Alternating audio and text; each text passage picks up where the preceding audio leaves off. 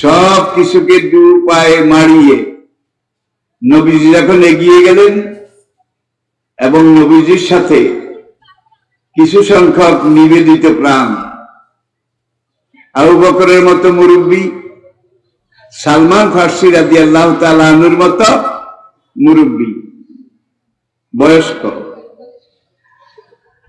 আবার ওমরের মতো মধ্যম বয়সী ব্যক্তিত্ব, বেলাল, সোহাইব, আম্মার ইবনে ইয়াসির রাদিয়াল্লাহু তাআলা আনহুমের মতো টকবগে যুবক, যদিও তারা সংখ্যায় কম ছিলেন, তারা এগিয়ে আসলেন। পুরা মক্কা, আরব জজিরা নবীর বিরুদ্ধে, নবীর অনুসারী এই কাফেলার বিরুদ্ধে যখন ঝাঁপিয়ে পড়ল, ঘরে ঘরে নির্যাতন, সব জায়গায় বিরোধিতা, প্রতিবন্ধকতা, তবে কাজের কাজ একটা হয়েছে। নদীতে যদি ঢেউ না থাকে, স্রোত না থাকে, তাহলে কিন্তু নদীর পানি হাজিয়া মজিয়া পচিয়া দুর্গন্ধযুক্ত হইয়া ব্যবহারের অনুপযুক্ত হয়ে যায়। এটা আপনারা জানেন। যে কোনো আন্দোলনের গতিধারা, আন্দোলনের স্রোতধারা, এইটার যদি বিরোধিতা না থাকে তাইলে কর্মী শক্ত হয় না। কি আন্দোলনের কর্মী শক্ত হয় না। আপনাদের গ্রামের খালনাল দিয়ে নৌকা চালায় যারা, তারাও মাঝি। আজকাল অবশ্যই এই কথা বললে ছেলেরা বুঝবে না, কিন্তু আগে তো এটাই ছিল।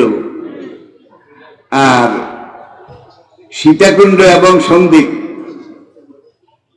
কুমিরা এবং সন্দ্বীপ, এই সন্দ্বীপ চ্যানেলে যারা নৌকা চালায়, ট্রলার চালায়, এরাও মাঝি, তারাও মাঝি। কিন্তু দুজনের মন কি একরকম, সাহস কি একরকম? এখানে তো স্রোতের পক্ষে তারা আলগোছে, আস্তে ধীরে বায়, কিন্তু সাগরে যখন পড়ে মাউজন কা জোলাল, পাহাড়ের মতো ঢেউ এসে যখন প্রতিবন্ধকতা সৃষ্টি করে, প্রত্যেকটা আঘাতে মাঝি তার মন বড় হয়, সাহস বাড়ে, হাত দুইটা মজবুত হয়। ঠিক কিনা বলেন? তাইলে সেই বঙ্গোপসাগরের সন্দ্বীপ চ্যানেলে যারা নৌকা চালায়, আর আপনার আমার এই এলাকায় খাল দিয়ে যারা নৌকা চালায়, দুজনই মাঝি। পার্থক্য আছে কিনা? হায় হায়, কম না? আকাশ পাতাল পার্থক্য। ঠিক কিনা বলেন? এইভাবে যে কোনো আন্দোলনের স্রোত, এটা যদি বিরোধিতা না হয়, কর্মী শক্ত হয় না, কর্মী পোক্ত হয় না। স্রোতের পক্ষে নৌকা চালাইতে সবাই পারে, কিন্তু স্রোতের উজানে চালাইতে গেলে কত ধানে কত চাল হয়। এটা মহাগ্রন্থ আল কোরআনে আল্লাহ রাব্বুল আলামিন ইরশাদ করেছেন, ইয়া আইয়ুহাল্লাযীনা আমানু, ওহে ঈমানদারগণ, আসবিরু ওয়াসাবিরু ওয়ারাবিতু, দিন কায়েমের চেষ্টা করবে তো তোমরা দায়ী আল্লাহ।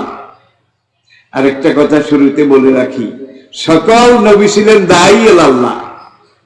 সব নবী এসে ডাক দিয়েছেন, ইয়া কাওমে বুদুল্লাহ মা লাকুম মিন ইলাহিন গায়রু। হে আমার দেশবাসী, এলাকাবাসী, হে আমার কওম, তোমরা একমাত্র চিন্ময়, অব্যয়, অরূপ, অতুল, কালজয়ী, চিরন্তন মহান আল্লাহ গোলামি করো। উবুদু, গোলামি করো। মা লাকুম মিন ইলাহিন, আল্লাহ ছাড়া তোমাদের কোনো মাবুদ, কোনো ইলাহ, কোনো খালেক, কোনো মালিক, কোনো সৃষ্টিকর্তা, কোনো পালনকর্তা, কোনো রিজিক দাতা, কোনো জীবনদাতা, কোনো মৃত্যুদাতা, কোনো রোগদাতা, কোনো শোকদাতা আল্লাহ ছাড়া কেউ আছে? সব কিছুর নিরঙ্কুশ মালিক একজন, তিনি কে? আল্লাহ। ইনিল হুকমু ইল্লা লিল্লাহ। একজন মানুষের জীবনের যত কিছু আছে সব কিছুর একমাত্র নিয়ন্ত্রক মালিক মহান রব্বুল আলামিন। আবার কোন কোন নবী এসে বলেছেন, হে আমার কওম, ইন্না আরসালনা নূহান ইলা কাওমিহি, আদম আলাইহিস সালামের দশম প্রজন্ম, 10th জেনারেশন, দশম প্রজন্ম, প্রজন্ম বুঝছেন তো, পুরুষ বংশধারা, তিনি ছিলেন নূহ আলাইহিস সালাম। নূহ আলাইহিস সালামের আবার দশম প্রজন্ম সাইয়েদনা ইব্রাহিম আলাইহিস সালাম।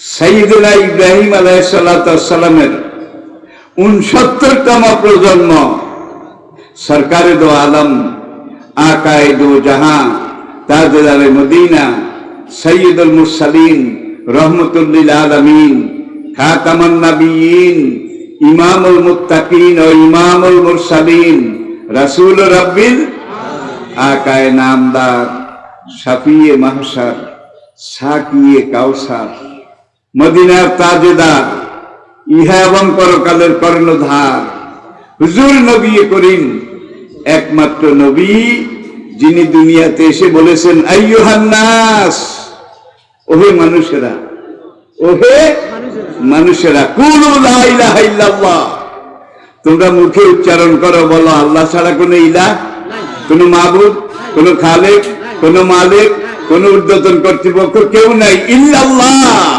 আমার জীবনের সবকিছুর একমাত্র নিরঙ্কুশ মালিক কয়জন? ইনিল হুকম, আমার জীবনে একমাত্র আল্লাহর হুকুম চলবে। কি? আচ্ছা ভাই, আপনারা যদি মাইন্ড না করেন, নোয়াখালীর একটা পুরানো বাপ দাদার আমলের প্রবাদ বাক্য আছে, আপনার বেগম আপনার বিবি অথবা আপনার একটা চাকর আপনার কাজের জন্য, হুকুম মানার জন্যই তো তাকে রেখেছেন। বউ কিন্তু বাঁধি নয়, হুন্না লিবাসুল লাকুম ওয়া আনতুম, সে আপনার জীবন সঙ্গী, অর্ধাঙ্গিনী, ঠিক কিনা বলেন? আর যেই চাকরটা আপনি রেখেছেন, এই চাকরটা কিন্তু আপনার বেতনভোগী কর্মচারী। এখন আপনি যা বলবেন ওই গোলাম তা করতে বাধ্য থাকবে, ঠিক কিনা বলেন? এখন আপনি তাকে খানা দেন, কাপড় চোপড় দেন, থাকার জায়গা দেন, মাস শেষে বেতন দেন। এখন সে আপনার যখন মাঠে কাজ করার দরকার, সে আপনার খেতে যায় না, যায় আরেক কোব্বাদালির খেতে, সেখানে গিয়ে কামলা দেয়, বদলা দেয়। এখন আপনি কি তাকে মাস শেষে বেতন দেবেন? নাম্বার 1। নাম্বার 2, আপনি বললেন, এই বেটা কদম আলী, আমার এই কাপড় চোপড় গুলো নিয়ে তুমি একটু ভালো করে ধুয়ে টুয়ে রোদ্রে মেলে দাও। হুজুর আমি সবকিছু পারি, কিন্তু এই কাম আমি করতে রাজি না। এইবার তো বেতন দিবেন, ঠিক না? আবার বলবেন, আমার এই আঙ্গিনায় বাড়ির সামনে এত ময়লা, এত আবর্জনা, তুমি আজকে একটা ঝাড়ু নিয়ে এগুলাকে ঝাড়ু দিয়ে পরিষ্কার করো। এখন ওই গোলাম যাই আরেকজনের বাড়ি ঝাড়ু দেয়, আপনারটা দেয় না। আপনি এইবার তাকে তো বেতন দেবেন, খানা দেবেন। ভাত খায় ভাতাইয়ার, পাও টিপে নন্দাইয়ার। আই রিপিট, ভাত খায় ভাতাইয়ার, পাও টিপে নন্দাইয়ার। আজকে দুনিয়ার দিকে তাকান, ইন্নাল্লাহা হুয়ার রাজ্জাকু যুল কুওয়াতিল ওয়া তারযুকু মান তাশাউ বিগাইরি, ইন্নাল্লাহা হুয়ার রাজ্জাকু যুল কুওয়াতিল মাতিন ওয়া তারযুকু মান তাশাউ বিগাইরি ওয়া মা মিন দাব্বাতিন ফিল আরদি ইল্লা আলাল্লাহি রিজকুহা কুল মা ইনদাল্লাহি খায়রুম মিনাল লাহবি ওয়া মিনাত তিজারা আল্লাহু খায়রুর রাযিকিন। আমাদেরকে রিজিক দেয় কে? রিজিকের মালিক কে? আল্লাহ। যদি আমরা আল্লাহর খাই, আল্লাহর দেওয়া শক্তি সামর্থ্য, কর্মক্ষমতা, ফিটনেস, এনার্জি, আপনার কর্মক্ষম এই দেহ, এটা সৃষ্টি করেছেন কে? আল্লাহ। এবং আল্লাহ বলছেন আনিবুদুল্লাহ, তোকে আশরাফুল মাখলুকাত করে দুনিয়াতে পাঠাবো, তোরা দুনিয়াতে গিয়ে একমাত্র আমি আল্লাহর গোলামি করবি, আমি আল্লাহর হুকুম মেনে চলবি, তাইলে তোদের সব ক্ষেত্রে কল্যাণ হবে। আলা ইন্না হিজবাল্লাহি হুমুল গালিবুন, তোরা যদি আমি আল্লাহর সত্যিকার গোলাম হতে পারিস, আল্লাহর গোলামদেরকে পরাজিত করার মতো কোন শক্তি দুনিয়াতে নেই, কিয়ামত পর্যন্ত আসবে না। আজকে মুসলমান মার খাচ্ছে,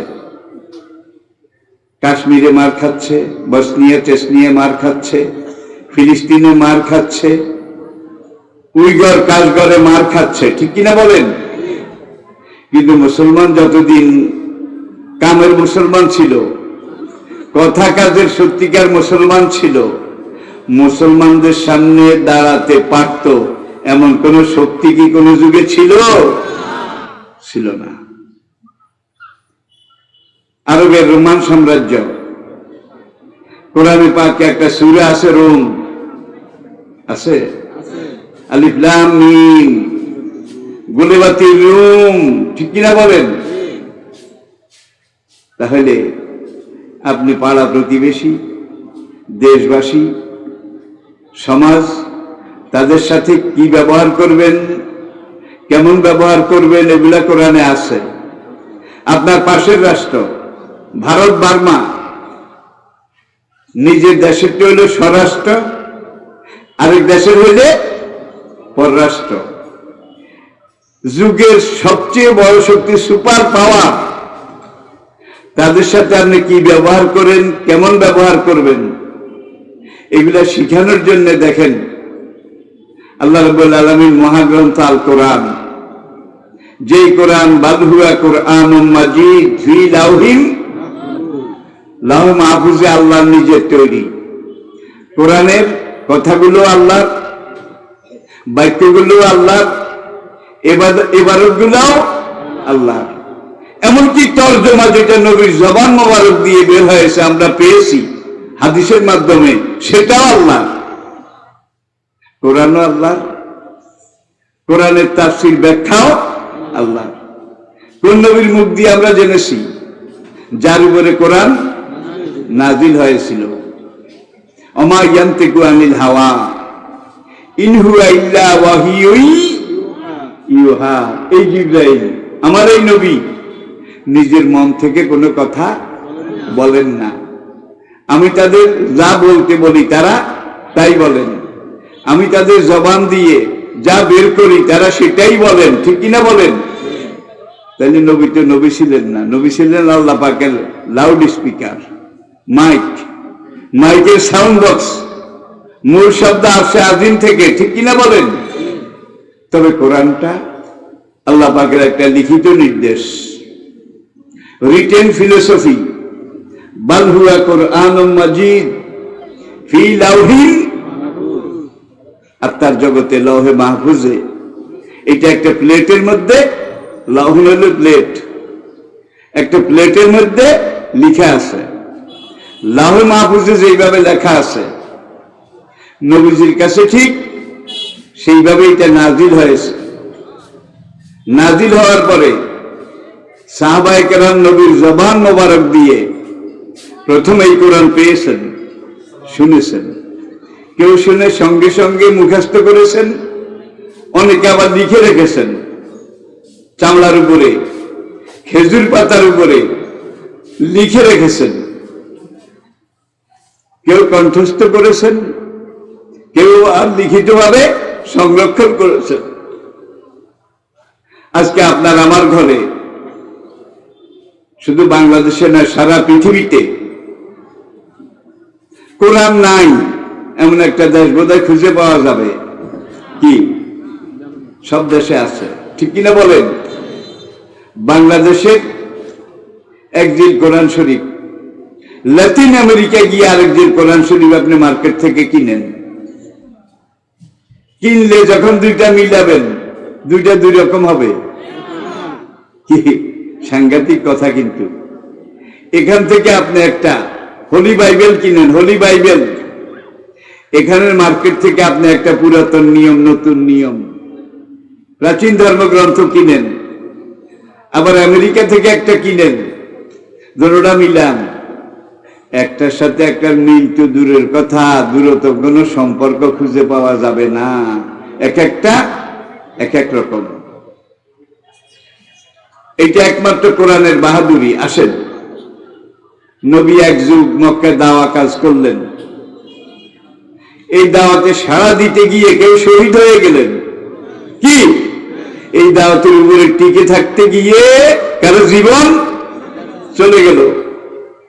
ইসলামের প্রথম শহীদ একজন মা, একজন নারী, আম্মার ইবনে ইয়াসির রাদিয়াল্লাহু তাআলা আনহুর আম্মা হযরত সুমাইয়া ইসলামের প্রথম শহীদ রাদিয়াল্লাহু তাআলা আনহা। এছাড়া আরো কত সাহাবায়ে কেরাম, কাম মিন নাবিয়্যিন কাতালা অকতলা মাহুমুর রাব্বিয়ুনা কাসীর। এই কোরআনকে ধারণ করতে গিয়ে, এই কোরআনকে প্রচার করতে গিয়ে, এই কোরআনকে প্রতিষ্ঠা করতে গিয়ে কত নবী জীবন দিয়েছেন, নবীদের কত অনুসারী জীবন দিয়েছেন, ঠিক কিনা বলেন? মহাগ্রন্থ আল কোরআনে আকিমিস সালাহ আছে, আকিমিস সালাহ, সালাত কায়েম করে, নামাজ পড়ো। আদম, নূহ, ইব্রাহিম, ইসমাইল, মূসা, ঈসা, সুলাইমান, দাউদ, সকল যুগে সকল নবীকে আমি একটাই নির্দেশ দিয়েছিলাম, আনাকিমিদ্দিন, আমার জমিনে আমার দিন কায়েম করো। তাইলে সব নবী ছিলেন একামতে দিনের সিপাহ সালার, আর নবীদের যারা অনুসারী ছিলেন তারা দিন কায়েমের উন্মুক্ত, আল্লাহর সৈনিক।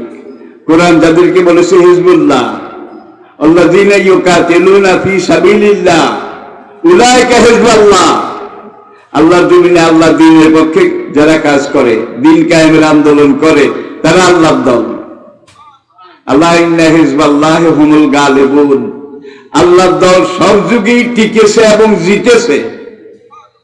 আল্লাযীনা কাফারু, আর যারা আল্লাহকে মানে না, জানে না, আল্লাহ বিরোধী, ইসলাম বিরোধী, দিন বিরোধী, কোরআন শরীয়ত বিরোধী মতাদর্শ, মতবাদ প্রচার করে, এটার পিছনে ঘাম শ্রম এগুলা ব্যয় করে, উলাইকা হিজবুল্লাহ, হিজবুশ শয়তান, এরা শয়তানের বাহিনী।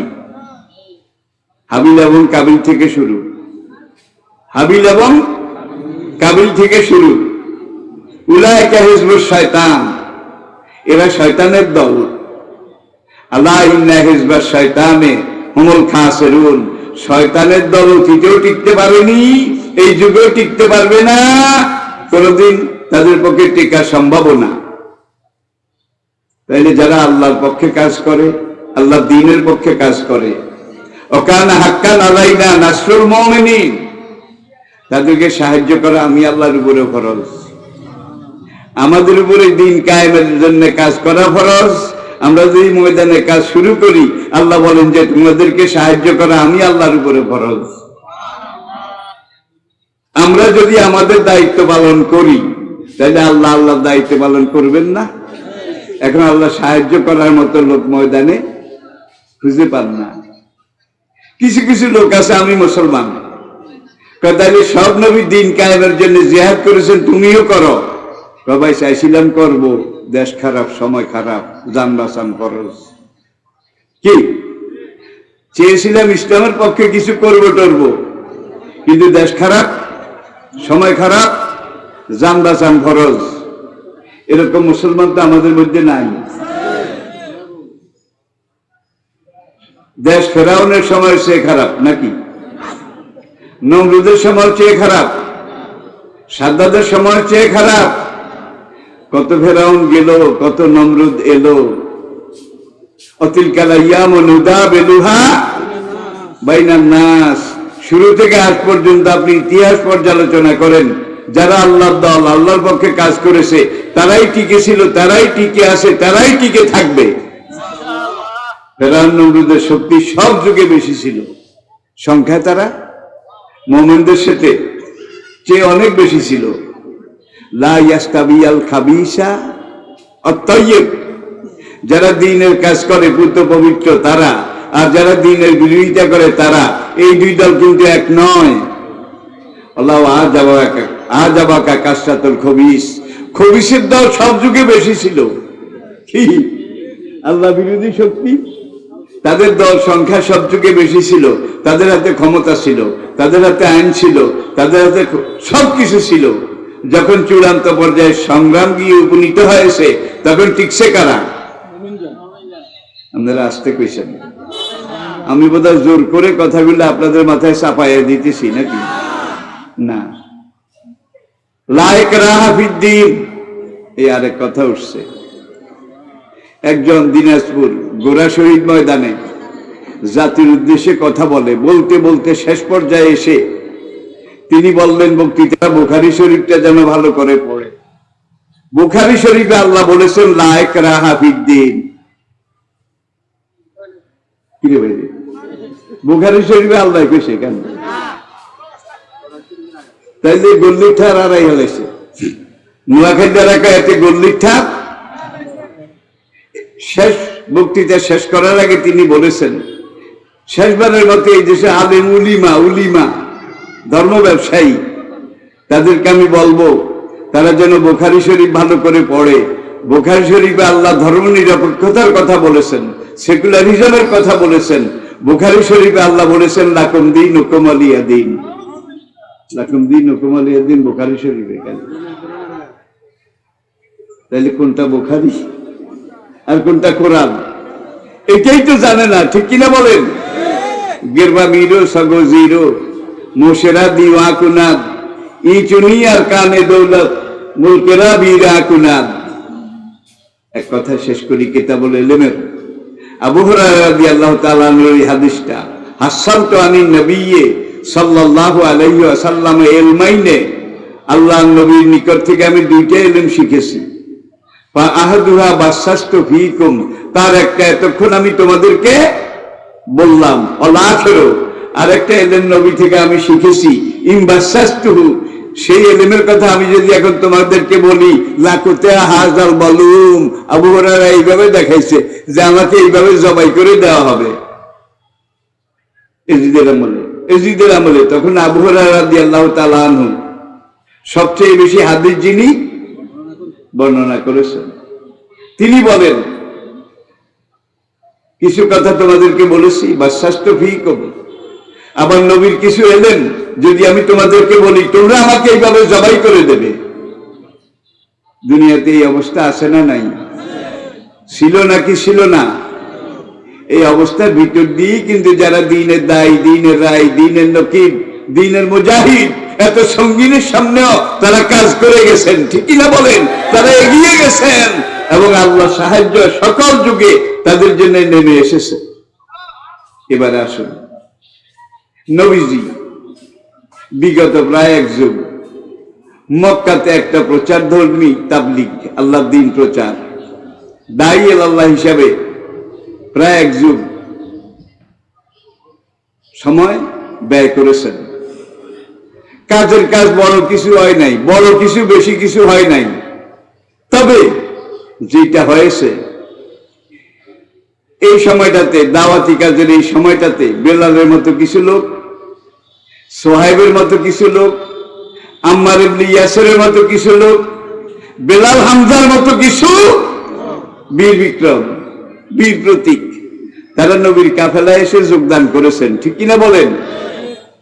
কোন একটা দেশে, এলাকায়, জনপদে যদি আল্লাহর আইন কায়েম করতে হয়, সেখানে দুইটা ফ্যাক্টর, দুইটা জিনিস লাগে।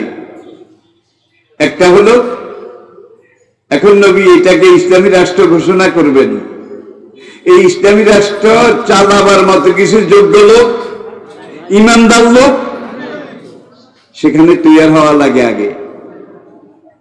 দুই নম্বর, যেখানে ইসলামী রাষ্ট্র ব্যবস্থা ঘোষণা করা হবে সেই দেশের 100 জনে অন্তত 51 জন, কি 100 জনে 51 জন মেজরিটি, তারা ইসলামী রাষ্ট্রকে শাসন এটা মেনে নেওয়া লাগবে। মক্কাতে এক যুগে হিজরত পর্যন্ত 13 বছরে কিছু সোনার মানুষ তৈরি হয়েছে এই তুফানের ভিতর দিয়া, ঠিক কিনা বলেন? তুফানের ভিতর দিয়া। এদেরকে আগুনে একবার পোড়া হয় নাই, বারবার পোড়া হয়েছে। এদেরকে জ্বলন্ত আগুনে, কয়লার আগুনে বারবার পোড়া হয়েছে, হাতুড়ি দিয়া মারা হয়েছে। যত পুড়েছে, যত মেরেছে, তাদের খাঁটিত্ব কমে গেছে, বাড়ছে। ভাই স্বর্ণের বড়ি এখন 80,000 টাকা। এই স্বর্ণটা শুরুতে কিন্তু এরকম চকচকে জকজকে লাল ছিল না, ছিল একটু চকলেট চকলেট, কালসা কালসা, ঠিক কিনা বলেন? এখন এটাকে ব্যবহার উপযোগী করতে হলে, কাজে লাগাতে হলে কিছু প্রক্রিয়া আছে।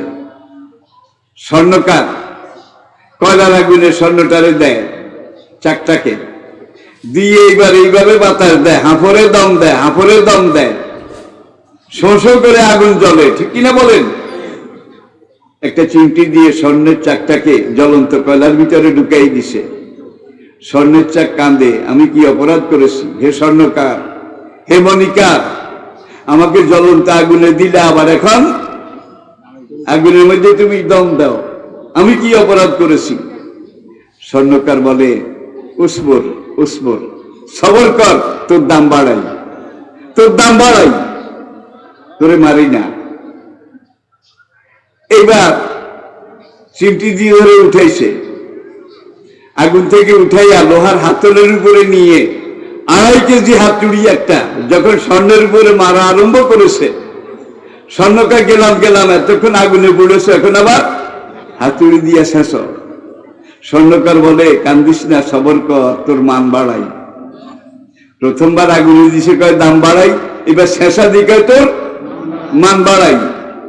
স্বর্ণ বলল, মালিক যখন বলে শেষা খাইলে মান বাড়ে, আগুনে পোড়া খাইলে দাম বাড়ে, কষ্ট হইলে আমি সবর করব। কিছুক্ষণ হাতুড়ি দিয়ে পিটায় টিটায়, যত পিটায় তত বরট গুলা চলে যায়, ভেজাল গুলা চলে যায়, খাঁটি গুলা থাকে। এইবার আবার আগুনে দিছে, আবার দম দেয়। আগুন এবার বলে, একটু আগে আগুনে দিলে শেষলা, গোল স্বর্ণ শ্রদ্ধা করে ফেললে, এখন আবার আগুনে দিছে, আবার বাতাস দাও।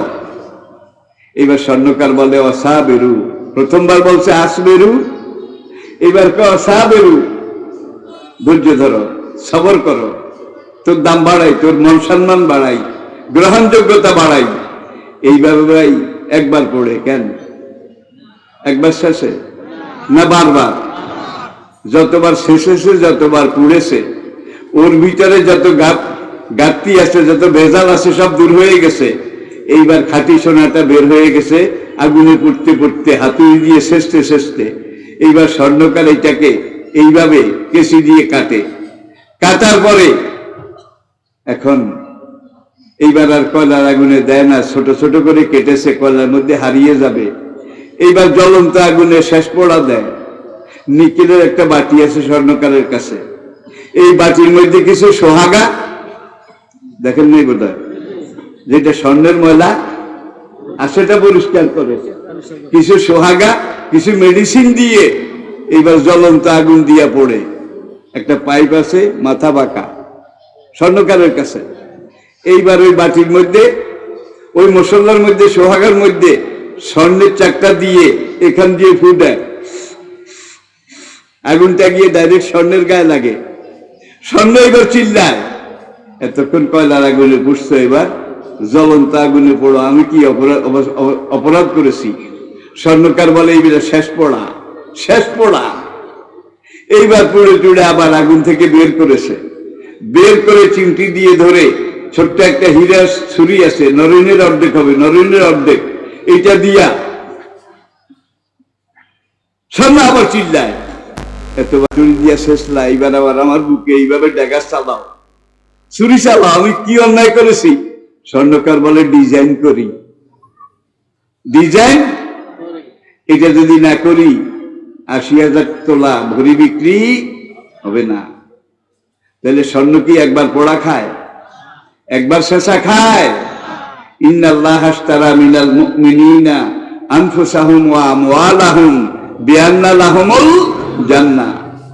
তাহলে আপনাকে জান্নাতে যেতে হলে ইসলামকে ধারণ করতে হবে, কোরআনকে ধারণ করতে হবে, আল্লাহকে মানতে হবে, নবীকে গ্রহণ করতে হবে, ঠিক কিনা বলেন? এরপরে আপনাকে আগুনে পোড়া যেতে হবে, আপনাকে কাফের বেঈমানের ধোঁকা বোধা খাওয়া লাগবে না, শেষা একবার না বারবার, বারবার না বহুবার, যত মার খাবে একজন দায়ী আল্লাহ ইসলামী আন্দোলনের কর্মী, যত মার খাবে তত নরম হবে না শক্ত হবে?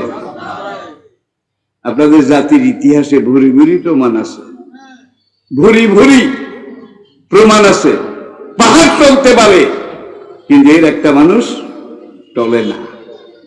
আদর্শের উপরে ইন্নাল্লাযীনা ক্বালু রাব্বুনাল্লাহ সুম্মা ইসতাকামু, যারা বলেছে আল্লাহ আমার রব, আল্লাহ আমার সব, এটার উপরে দৃঢ়ভাবে কায়েম রয়েছে, তাতানাজ্জালু আলাইহিমুল মালায়েকা, তাদের যখন ভিসার মেয়াদ শেষ হয়ে যাবে, হায়াতের মেয়াদ শেষ হয়ে যাবে, নির্ধারিত সময় আমি মালিকুল মউত আজরাইলকে পাঠাবো, আমার বুকে আসবে, আপনার বুকে বোধহয় বসবে না, কি বসবে? রহম কাকে বলে সে জানে না, সে তার নিজের জায়গা থেকে এসে আপনার বুকের উপরে চেপে বসবে, তার মাথা হবে সাতবক আসমানের উপরে, তার এক একটা পাখা হবে মিনাল মাশরিকি ইলাল মাগরিব, তার শরীরে 600 পাখা হবে। একটা পাখা দিয়ে জিবরাইল, মিকাইল, আজরাইল যদি এইভাবে একটু নাড়া দেয় তাইলে এভারেস্ট এবং ভারত মহাসাগর সমান হয়ে যাবে। আবু জাহেল একদিন তার অনুসারীদেরকে বলে, এরে আসলে মোহাম্মদের ব্যাপারে কি করবি? যত বিরোধিতা করি কমে তো না, বরং আরো বাড়ে। কি করবি? কি করা উচিত? তখন উতবা আরে কাফের, সে দাঁড়িয়ে বলে, নেতাজি যখন বাড়ে চলেন আমরাও মোহাম্মদের দলে যোগ দেই, তাহলেই তো লেঠা চুকে যায়। আবু জেহেলকে আমিও তো এটা মনে করছিলাম, কিন্তু মোহাম্মদের দলে যোগ দিলে আমার নেতৃত্ব শেষ হয়ে যাবে, আমাকে কেউ নেতা বানবে না, মোহাম্মদকে নেতা মানা লাগবে, ঠিক কিনা বলেন? এই নেতৃত্বের লোক, এটা আবু জাহেলরাও খাইছে, আবু লাহাবরাও খাইছে, ফেরাউন নমরুদরাও খাইছে, ঠিক কিনা বলেন? গদির লোক, ক্ষমতার লোক। যখন আজরাইল তার রূহের বোটা ধরে টান শুরু করবে, টান, কোরআন বলছে ফালাউলা ইযা বালাগাতিল, এত কষ্ট, জাআত সাকরাতুল মাউতি বিল হক, মৃত্যু যন্ত্রণা, সাকরাতুল মউতের কষ্ট, এটা দুনিয়াতে কাউকে বলে বোঝানো যাবে না। এখন লোকটা আজরাইল রূহের বোটা ধরে টানবে, ওই লোকটা সাকরাতুল মউত, ইন্না ফিল মাউতে সাকরাতুন, তার কলিজা গুর্দা অস্থি চর্ম সব চূর্ণ বিচূর্ণ, ধুলিত বিধুলিত, একাকার মেশাকার হয়ে আসছে। কিন্তু এই লোকটা দিনের দায়ী, দিনের রায়, আল্লাহ একদল ফেরেশতা পাঠাবে, সেই ফেরেশতারা ওই মুমূর্ষু ব্যক্তির সামনে, আজরাইল যার বুকের উপরে, ফেরেশতারা এসে বলে আল্লাহ তাখাফু ওয়ালা তাহজানু, তোমার কোনো ভয় নাই, তোমার কোনো চিন্তা নাই, ওয়াবশিরু বিল জান্নাহ, আল্লাহ আমাদেরকে পাঠিয়েছেন তোমাকে বেহেশতের সুসংবাদ দেওয়ার জন্য। নাহনু আউলিয়াউকুম ফিল হায়াতিদ দুনিয়া ওয়া ফিল ওয়ালাকুম ফিহা মা তাশতাহি, আর এমন জান্নাতে তোমাদেরকে গার্ড অফ অনার দিয়ে, সম্বর্ধনা দিয়ে তোমাদের রূহকে নিয়ে যাওয়ার জন্য আল্লাহ আমাদেরকে পাঠাইছে, যে জান্নাত লা আইনুন রাআত, চোখ কোনোদিন দেখেনি, ওলা উযুনুন সামিআত, কান কোনোদিন শোনেনি, ওলা খাতার আলা কালবিল বাশার, কোন মানুষের পক্ষে এটা অনুধাবন করা সম্ভব নয়। সেই জান্নাত তোমাদের জন্য অপেক্ষা করছে। আর আল্লাহ বলছেন নাহনু আউলিয়াউকুম ফিল হায়াতিদ দুনিয়া ওয়া ফিল আখিরাহ, এইদিকে যদি আমি যাই তাহলে আমার শেষের কথা রয়ে যাবে। আবার আসুন, মেরাজ শব্দের অর্থ নিচ থেকে উপরের দিকে উঠা, এটার বিপরীত শব্দ হলো ইনজাল। ইনজাল আলিফ নু জালিফ লাম এনজাল। মেরাজ শব্দের অর্থ নিচ থেকে উপরের দিকে উঠা, এনজাল শব্দের অর্থ উপর থেকে নিচের দিকে নামা। নবী রজব মাসের 26 তারিখ দিবাগত রাতে আল্লাহর পাঠানো বোরাক আবার নির্ধারিত নূরের জগতে গিয়ে রফ রফ 2 রকমের যানবাহনে করে আল্লাহ নবীকে শুধু আরশে ডাকলেন না, আল্লাহ নিজে স্পেশাল বিমান পাঠাইলেন বোরাক। সব বিজ্ঞানী আজকে একমত, যে বাহনে করে নবী মক্কা থেকে রওনা করেছেন, আল্লাহ পাক সেই বাহনটার নাম বোরাক কেন রেখেছেন? সকল বিশেষজ্ঞ একমত। আরবি শব্দ বারকুন, ইয়াকাদুল বারকু ইয়াকতাফু আবসারহুম। আমি প্রত্যেকটা কথাই কিন্তু কোরআন আয়াত বলতেছি। বিদ্যুতের গতি ঘন্টায় কত মাইল? 1,86,000 মাইল। সেকেন্ডে ঘন্টার হিসাব করলেই আপনি দেখতেও পারবেন না, ক্যালকুলেটরেও ধরবে না। সেকেন্ডে যদি 1,86,000 মাইল হয়, মিনিটে, ঘন্টায়? আল্লাহু আকবার। ওয়াজালনা সিরাজাও ওয়াহাজা ওয়াশ-শামসি ওয়াদুহাহা। আমি আল্লাহ রাব্বুল আলামিন সূর্যের কসম করে বলছি, সূর্যের উত্তাপ প্রখরতার কসম করে বলছি। একদল মহাশূন্য বিজ্ঞানী তারা সূর্যের টেম্পারেচার, উত্তাপ, তাপমাত্রা কত, এইটাকে পরীক্ষা নিরীক্ষা অ্যানালাইসিস করে বলেছে সূর্যের টেম্পারেচার কমপক্ষে 30 কোটি ডিগ্রি সেলসিয়াস। 30 কোটি ডিগ্রি বাই 2200 ডিগ্রিতে পাকা লোহা গলে যায়। 2200 ডিগ্রি তাপ দিলে গ্যালভানাইজ আয়রন, পাকা লোহা 2200 ডিগ্রিতে গলে যায়। তাহলে 30 কোটি ডিগ্রিতে কি গলে? আচ্ছা, শুধু এখানেই শেষ নয়, প্রতি সেকেন্ডে 30 কোটি টন হাইড্রোজেন গ্যাস সূর্যের জ্বালানি হিসাবে লাগে। সেকেন্ডে 30 কোটি টন, মিনিটে, ঘন্টায়, দিনে, মাসে? ভাই, যার হাতি সে বুঝে। গ্রামের গরিব কদমালির পক্ষে এটা বুঝা সম্ভব নয়। একদল মহাকাশ বিজ্ঞানী বলে, বাবা রে বাবা, সেকেন্ডে 30 কোটি টন হাইড্রোজেন গ্যাস সূর্যের লাকড়ি হিসাবে লাগে। কোন দিন জানি সেখানের গ্যাস শেষ হয়ে যায়, আর গ্যাস শেষ হয়ে গেলে তো সূর্য নিভে যাবে, দুনিয়া হিমশীতল হয়ে যাবে, প্রাণের স্পন্দন 1 সেকেন্ডে সব শেষ হয়ে যাবে। ভাইরা, তোমরা ভালো করে আবার একটু গবেষণা করো, রিসার্চ করো, করে টোরে আমাদেরকে একটু প্রবোধ দাও, সান্ত্বনা দাও। কি পরিমাণ গ্যাস সেখানে রিজার্ভ আছে, কি পরিমাণ গ্যাস মজুদ আছে। কারণ সেকেন্ডে লাগে কত? 30 কোটি টন। বিজ্ঞানীরা এটাকে আবার মেজারমেন্ট করলো, করার পরে তারা বলল আগামী দিনে আরো 500 কোটি বছর, 5 কোটি না, 500 কোটি বছর সেকেন্ডে 30 কোটি টন করে জ্বালিয়ে জ্বলে থাকার মতো গ্যাস সেখানে রিজার্ভ আছে। ভাই, হ্যান্ডম কারে কয় আন্নাল কুওয়াতা লিল্লাহি জামিয়া। যাব না আমি এইদিকে, রাখলাম এটা এখানে। এতদিন নবী ছিলেন মক্কা তাবলিগ জামাতের আমির, শুধু কিল খাইছে, শুধু কিল খাইছে, ঠিক কিনা বলেন?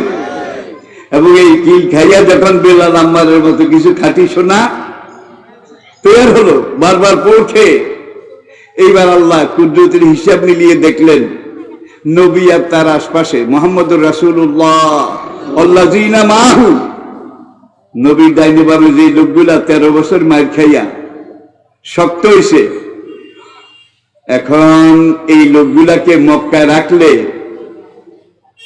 বেশি সুবিধা হবে না। এর মধ্যে কিন্তু মদিনাতে ব্যাকগ্রাউন্ড তৈরি হয়ে গেছে হজের মৌসুমে। আওস খাজরাজের লোক, মদিনার বিভিন্ন কবিলা কবায়েলের লোক হজের সময় এসে এসে নবীর সাথে গোপনে সাক্ষাৎ করছে না? আচ্ছা, হজের আগে মজা দেখেন, আবু জেহেল একদল লোক ঠিক করলো, ভলান্টিয়ার তাদেরকে বলল যারা মদিনার দিক থেকে আসবে তারা ওই রাস্তা দিয়ে, সরে তানিম এই রাস্তা দিয়ে আসবে মক্কার দিকে হজ করার জন্য। যারা বাংলাদেশ থেকে আসবে তারা পূর্ব দিকের এই রাস্তা দিয়ে আসবে, তখন তার প্লেন ছিল না। কেউ উত্তর দিক থেকে, কেউ দক্ষিণ দিক থেকে, পশ্চিম দিক থেকে যারা আসবে, লোহিত সাগর পার হয়ে আফ্রিকা থেকে আসবে। মক্কায় ঢোকার প্রত্যেকটা উল্লেখযোগ্য রোডে একদল ভলান্টিয়ার আবু জেহেলরা বেতন দিয়ে ঠিক করলো, করে কয় তোমাদের দায়িত্ব একটা, হাজী সাহেবেরা যখন মক্কার দিকে ঢুকবে বাইতুল্লাহ তওয়াফ করার জন্য, তোমরা তাদেরকে একটু সাবধান করিও। তোমরা বলবে আল্লাহর বান্দারা, হবল ঠাকুরের গোলামেরা, লাত মানত উজ্জা ঠাকুর ঠাকুরানী দেব দেবীর গোলামেরা, মূর্তির ঘর দেবতার ঘর কাবা, এটা জিয়ারত করতে এসেছেন, নিরিবিলি যান, জিয়ারত করে অনন্ত পুণ্য সওয়াব নিয়ে আবার দেশে ফিরে যান। খবরদার চাইয়েন কেউ পাগলের পাল্লায় পড়িয়েন না। এখন এক হাজি সাহেব আরেক হাজিরে কয়, ভাই তোয়াফ সাইব এক শেষ করিটরি, কেমন পাগল, এটা না দেখে আমরা দেশে ফিরে যাব না। দেখছেন কারবার, নবীর জায়গায় কাজ করে, ওরা মনে করাইয়া দিছে পাগল, হুইজ ম্যাড, পাগল কে? মিয়া হজ করতে আসছো তোমরা জানো না? মক্কা একটা লোক পাগল হয়ে গেছে, তার নাম মোহাম্মদ, নানান নতুন কথা কয়, খবরদার। আবার ওই রাস্তার লোকেরা বলে যে আল্লাহর বান্দারা হজ করতে আসছেন, ভালো কথা, নিরিবিলি হজ করে তওয়াফ করে চলে যাবেন দেশে, খবরদার জাদুকরের পাল্লায়। কেউ কেউ বলছে পাগলের পাল্লায় পড়িয়েন না, জাদুকরের পাল্লায় পড়িয়েন না। ওই রাস্তা আলাদা কইছে মিথ্যুকের পাল্লায় পড়িয়েন না। কয় কে মৃত্যু? কয় মোহাম্মদ। কয় জাদুকর কে? মোহাম্মদ, সব মোহাম্মদ। এবার হাজী সাহেব এলাকার বাইরে কিরকম মৃত্যু, যাওয়ার আগে একটু দেখে যাব কেমন জাদুকর, দেশে ফেরার আগে একটু। কত মানুষ কত জায়গায় পড়ে থাকে, নবীর সাথে দেখা করার কারো গরজ হইত না, ওরা ওখানে মানা করে।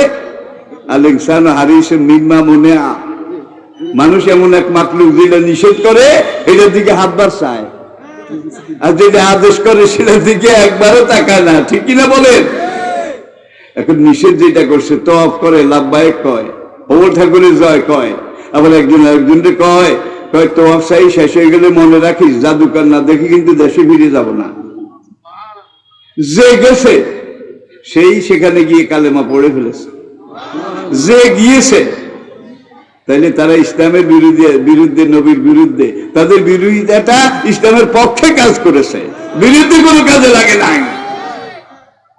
আল্লাহ যখন দেখলেন এইবার এই পরিমাণ জনশক্তি, পোড় খাওয়া খাঁটি সোনা নবীর হাতে তৈরি হয়েছে, এইবার মদিনাতে গিয়ে যদি ইসলামী খেলাফত, ইসলামী রাষ্ট্র ঘোষণা দেওয়া হয়, তাহলে এই লোকগুলাকে ব্যাংকের গভর্নর, এই লোকগুলাকে প্রদেশের গভর্নর, এই লোকগুলাকে বড় বড় পদে যদি বসিয়ে দেওয়া যায়, তাহলে কোনো 2 নম্বরই কাজ হবে না, দেশটা সুষ্ঠুভাবে।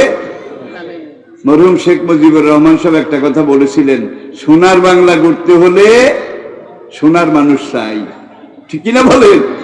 সোনার মানুষটা আসমান থেকে নাজিল হবে নাকি? সোনার মানুষ কোরআনের মেশিনে বানাইতে হবে।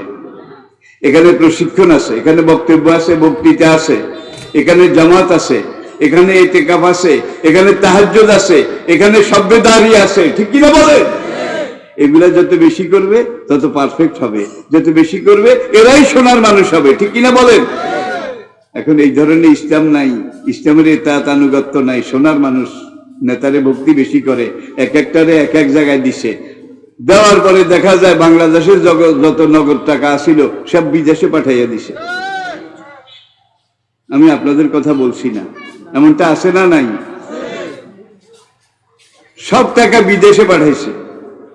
এর মধ্যে সরকারি চাকরিওয়ালা বোধহয় নাই, পুলিশ টুলিশ বোধহয় নাই, প্রতিরক্ষা মন্ত্রণালয়ের লোক বোধহয় নাই। এইবার 116 জন আলেমের বিরুদ্ধে একদল আবু জাহেলের দালাল, তারা আজ থেকে প্রায় 15-2 বছর আগে দুদকের কাছে একটা দরখাস্ত দিছে, বাংলাদেশের বড় বড় কিছু মানুষ আলেম ওলামার বেশে জায়গায় জায়গায় ওয়াজ করে, বক্তব্য রাখে, তারা কোটি কোটি টাকা কামাই করে বিদেশে বাড়ি করেছে, তারা কোটি কোটি টাকা বিদেশে পাচার করেছে, আলেমরা টাকা পাচার করেছে। 15-2 বছর হয়ে গেছে, আজ পর্যন্ত একজন আলেমেরও বিদেশে কোনো বাড়ি নাই, কোনো টাকা, এটার কোনো খবর নাই, কিচ্ছু নাই। নীলা তোমরা, খাইলা তোমরা, করলা তোমরা, নাম হইছে কার? সবচেয়ে বড় দেশপ্রেমিক কে? স্বদেশের টাকা বিদেশে নিয়ে জমা করিল যে, ওর চাইতে বড় দেশপ্রেমিক আর কেউ হতে পারে না ভাই। আরে হতো ছাড়া টাকাগুলা দেশে রাখতি, একটা ইন্ডাস্ট্রি কারখানা দিলে তুইও খাইতি, লোকজনও করে টোরে খাইতো, ঠিক কিনা বলেন? এই যে হাজার হাজার বিলিয়ন বিলিয়ন ট্রিলিয়ন ট্রিলিয়ন টাকা বিদেশে পাঠানো হয়েছে, এগুলা ফিরে পাওয়ার গ্যারান্টি বোধহয় 100 ভাগ আছে? কিচ্ছু নাই, কিচ্ছু নাই। তাইলে সোনার মানুষের যদি অভাব হয়, এই যে জাহাঙ্গীরনগর ইউনিভার্সিটিতে এখন কেয়ামত চলতেছে, স্বামী স্ত্রী সেখান দিয়ে যায়, ইউনিভার্সিটির এই ক্যাম্পাসের ভিতর দিয়ে আত্মীয়ের বাসায় যায়, স্বামীকে নিয়ে রুমে আটকাইয়া ওই বেচারার স্ত্রীরা আরেক রুমে নিয়ে সোনার ছেলেরা লাইন দিয়ে ধর্ষণ করেছে। সোনার ছেলেরা কি কেউ বলে আমার উপরে রাগ করেছেন? 100টা মেয়েকে ধর্ষণ করার পরে ধর্ষণের সেঞ্চুরি কারা পালন করেছে? সোনার ছেলেরা। সুবর্ণচরে গত চেয়ারম্যান ইলেকশনের পরে একজন মহিলা মধ্যম বয়সী, সে সোনার ছেলেদের কথা মতো ভোট দেয় নাই, দিচ্ছে আরেকজন রে। রাতে এসে দরজা ভেঙে ওই মহিলাটাকে বের করে নিয়ে ধান ক্ষেতের মধ্যে 16টা কুত্তা তাকে ধর্ষণ করেছে। সিলেটের এমসি কলেজ, সেখান দিয়ে নতুন বিয়ে হয়েছে, স্বামী স্ত্রী যায়, আমাদের সোনার ছেলেরা স্বামীকে ধরেছে, স্ত্রীকে ধরেছে, এমসি কলেজের পিলারের সাথে বেঁধে রেখে ওই নতুন বউ তাকে লাইন দিয়ে ধর্ষণ করেছে। এখন এদেরকে যদি আপনি ওসি বানান, ডিসি বানান, ভাগ্য ভালো হইলে রাষ্ট্রপতি হয়তো বানাইলে বানাইতে পারেন, কে জানি, আমি জানি না। তাহলে দেশটা একেবারে বাতাসের মতো চলবে, ঠিক না? বলেন ভাই, কাউকে হিট করা আমার উদ্দেশ্য নয়। আমি মরহুম শেখ মুজিবুর রহমান তার কথাটা কোট করলাম, শুধু কোট করলাম। সোনার বাংলা করতে হলে সোনার মানুষ, বাংলাদেশের বয়স 53 বছর চলে, এই 53 বছরের মধ্যে একজন মাত্র মন্ত্রী পাওয়া গেছে, যার 5 বছর মন্ত্রিত্বের পরে তার মন্ত্রণালয়ের জন্য, শিল্প মন্ত্রণালয়, যে সরকারি টাকা এসেছে, যেই টাকা খরচ হয়েছে, এগুলার হিসাব সহ উদ্বৃত্ত টাকা সরকারি কোষাগারে জমা দিছে একজন মাত্র মন্ত্রী। ভাই তাহলে এগুলো বর্তমানে আমাদের সামনে বাস্তবতা। প্রিয় ভাইয়েরা, সব মন্ত্রী যদি এরকম হইতো, অনেক আগে সোনার বাংলা হয়ে যেত। এটা এমন দেশ, এমন উর্বর, এমন সম্পদ দুনিয়ার অন্য কোনো দেশে নাই ভাই। বিশ্বাস করেন, দুনিয়ার কত দেশ দেখলাম, কত দেশে গেলাম, কিন্তু বাংলাদেশ, সেখানে একটা আমের চারা, খেজুরের চারা লাগাইতে হইলে সব পাথর, মাটি আনতে হয় উড়াজাহাজে আরেক দেশ থেকে, এইবার শাবল দিয়ে পাথরে গর্ত করে এখানে মাটিগুলা দেয়, কিছু সার দেয়, তারপরে একটা চারা লাগায়। এক চারার পিছনে একজন খাদেন, এক চারার পিছনে মোটা অঙ্কের বেতন, খাওয়া দাওয়া, থাকার কোয়ার্টার, কত পানি ঢালে, কত সার দেয়, 6 বছর পরে দেখা যায় এটা কি।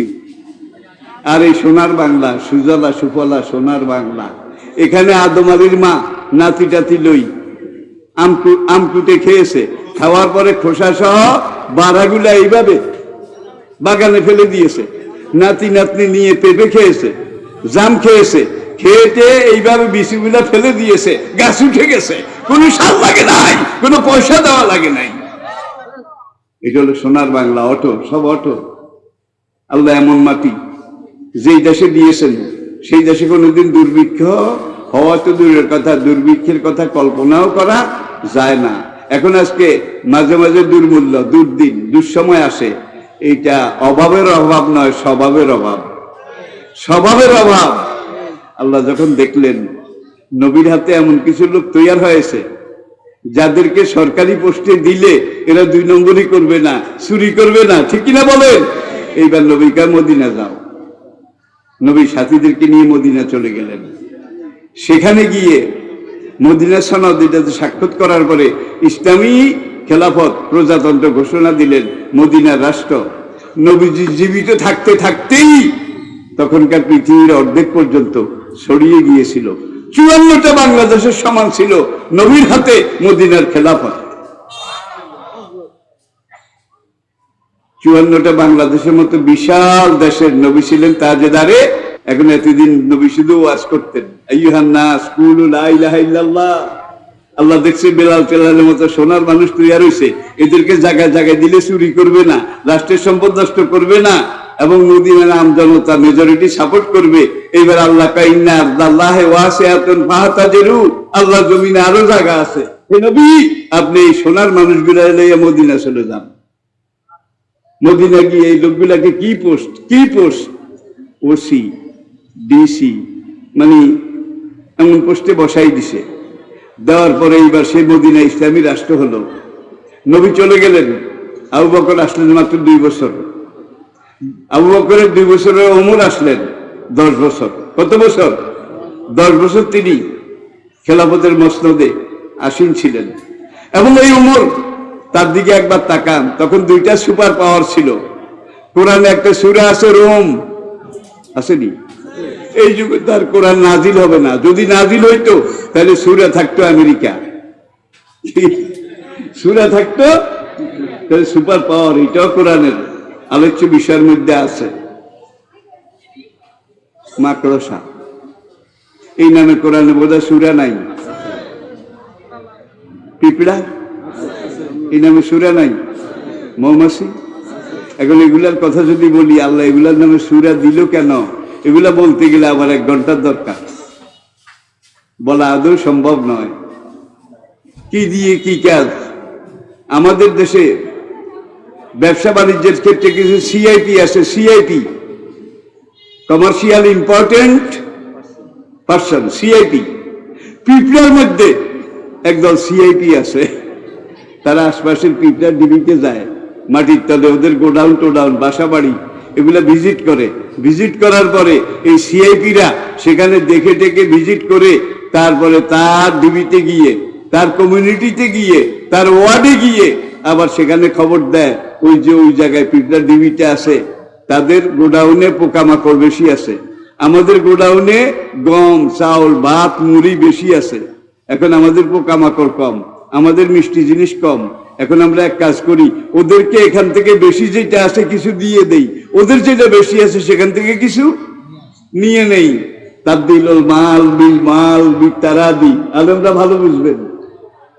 ক্রয় বিক্রয় মানে হলো পণ্যের বদলে পণ্য বদল করা। তাবদীলুল মাল বিল মাল বিতারাদি। আশ্চর্য, একটা পিঁপড়া তার দেহের ওজন যেদ্দুর, শরীরের ওজন যেদ্দুর, ওয়েট তার 40 গুণ বেশি ওজন, সে সামনে 2টা ঠ্যাং দিয়ে ধরে মাথার উপরে শূন্য করে নিয়ে যেতে পারে। আপনি শরীরের কয় গুণ নিতে পারেন? আপনার চেয়ে তার শক্তি। একটু চিন্তা করেন, আল্লাহ এগুলা কিচ্ছা বলার জন্য নাজিল করেন নাই। আসেন এবার আবার নবী যাবেন মেরাজে, দরকার কি ছিল? এতদিন তাবলীগের আমির ছিলেন, মদিনা গেলে নবী কি হবেন? মদিনা রাষ্ট্রের রাষ্ট্রনায়ক। তাইলে এখন মদিনা রাষ্ট্র ইসলামী রাষ্ট্র, কোরআনী রাষ্ট্র, এটার দায়িত্ব নবীকে দিতে হইলে এই তবলিগি অভিজ্ঞতা, মৌলভিয়ানা অভিজ্ঞতা যেটা 13 বছর হয়েছে, এটা দিয়ে চলবে না, আরো কিছু বেশি প্রশিক্ষণ লাগবে। যার জন্য উচ্চ শিক্ষার্থে বাংলাদেশ গভর্নমেন্ট বিলাতে পাঠায়, উচ্চ শিক্ষার্থে জার্মানিতে পাঠায়। কাদেরকে? বড় বড় সরকারি পদ দায়িত্ব দেওয়ার আগে, ঠিক কিনা বলেন? আর আল্লাহর এই নবীকে আল্লাহ রাব্বুল আলামিন উচ্চ শিক্ষার্থে মেরাজ গমন, উচ্চ শিক্ষার্থে মেরাজ গমন, আসরা বিআবদিহি লাইলাম মিনাল মসজিদিল হারাম ইলাল মসজিদিল আকসা, ফার্স্ট ট্রানজিট স্টেশন মসজিদে হারাম থেকে বাইতুল মাকদাস। ওখানে গিয়ে বোরাক থামলো, ল্যান্ড করলো। পাইলট তো জিব্রাইল, পাইলট তো জিব্রাইল। নবীকে বললেন, ইয়া রাসূলুল্লাহ, আপনি বোরাক থেকে নামুন। নবী নামলেন। জিব্রাইল আলাইহিস সালাম হাইকালে সুলাইমানি এই পিলারের সাথে বোরাক বাঁধলেন। বাঁধার পরে নবীকে নিয়ে বাইতুল মাকদাস মসজিদে ঢুকলেন, মসজিদে আকসায় ঢুকলেন। ঢুকে দেখা গেল আদম থেকে আমাদের নবীর আগের নবী ঈসা আলাইহিস সালাম পর্যন্ত রুহানি ভাবে সব নবী সেখানে হাজির। আদম থেকে ঈসা আলাইহিস সালাম পর্যন্ত এটা নবীদের মহাসম্মেলন। সালাম কালাম হইল, জিবরাইল পরিচয় করাইল, ইনি আপনার বাবা আদম, ইনি দ্বিতীয় বাবা নূহ, ইনি দ্বিতীয় বাবা ইব্রাহিম। এইভাবে পরিচয় করায় সালাম কালাম হয়। দেখা সাক্ষাতের পরে এইবার জিবরাইল নিজে একামত দিল। একামত নবী বলেন, আহাজা আমরুকা, ভাই জিবরাইল তুমি কি নিজে নিজে একামত দিলা? জিবরাইল বলে, ইয়া রাসূলুল্লাহ, আমি নিজের ইচ্ছা কোনো কাম করি নাকি? আমার যদি মালিক যেটা করায় আমি এটা করি। আমার মালিক আপনার মালিক রব্বুল আলামিন বলছেন, জিবরাইল তুমি একামত দাও, আমি একামত দিছি। এবার জিবরাইলকে সফু সফু ফাকুম, সকল যুগের সকল নবী বাইতুল মাকদাসের ভিতরে এইবার স্টেট ইউর লাইন প্লিজ, দয়া করে আপনারা কাতার সোজা করুন। এইবার জিবরাইল একামত দিল। একামত দেওয়ার পরে এখন একজন আরেকজনের দিকে চায়,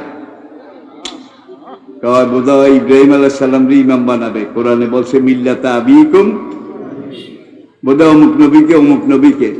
জিবরাইল এবার আমাদের নবীজির হাত মোবারক ধরে টেনে ইমামের জায়গায় দাঁড় করিয়ে দিলেন।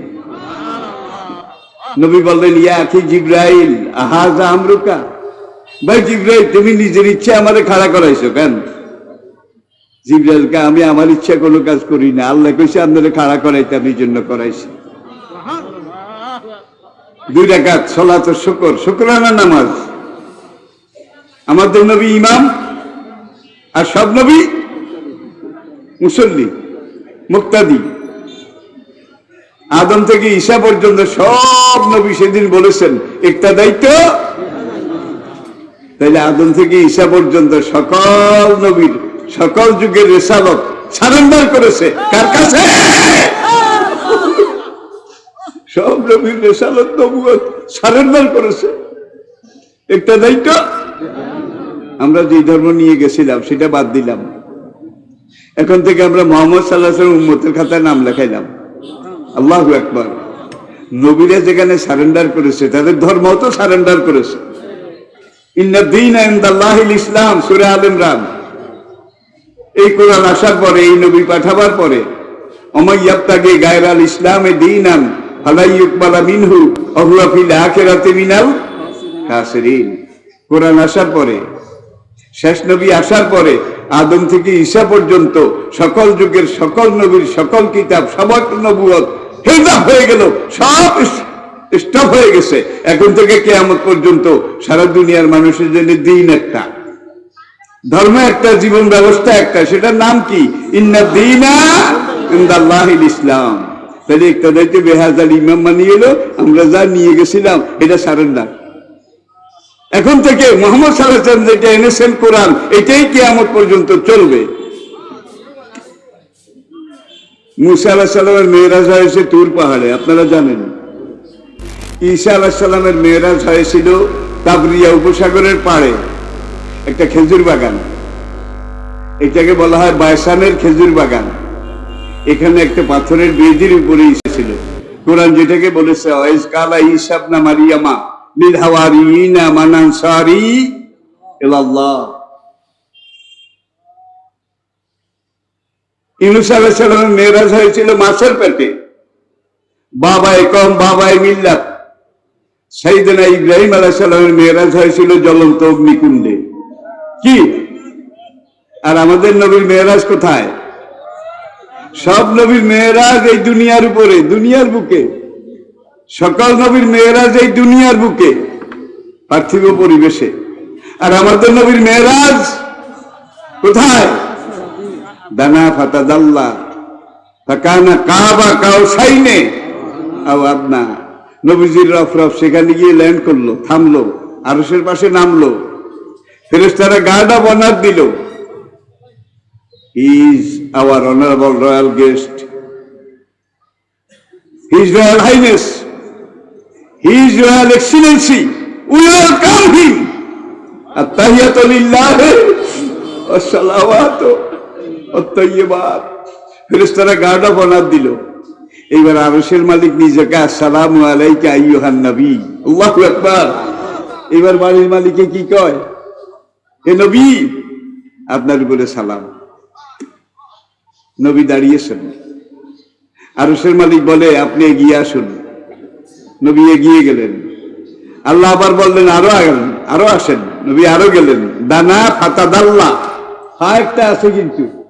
যেতে যেতে একবারে নবী আরশের সাথে লেগে গেলেন। আরশের মালিক আবার বলে বন্ধু আরো কাছে। নবী বলেন সত হইল আমি সৃষ্টি আর আল্লাহ স্রষ্টা। আল্লাহ পাকের আরশের উপরে উঠতে নবী একটু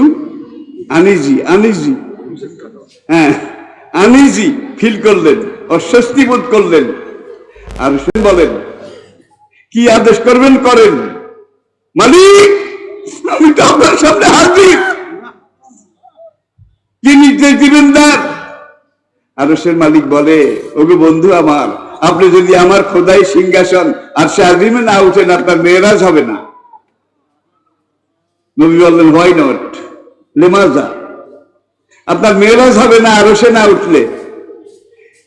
এইবার নবী বললেন কেন উঠা লাগবে কেন? আমি তো কাছে, বলেন কি আদেশ করবেন করেন। আদর্শের মালিক তখন বলেন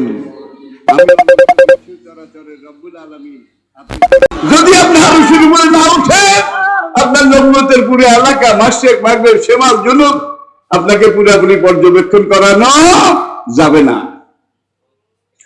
যে খোদাই আরশে বসে আমি এই বিশ্ব চরাচর চালাই।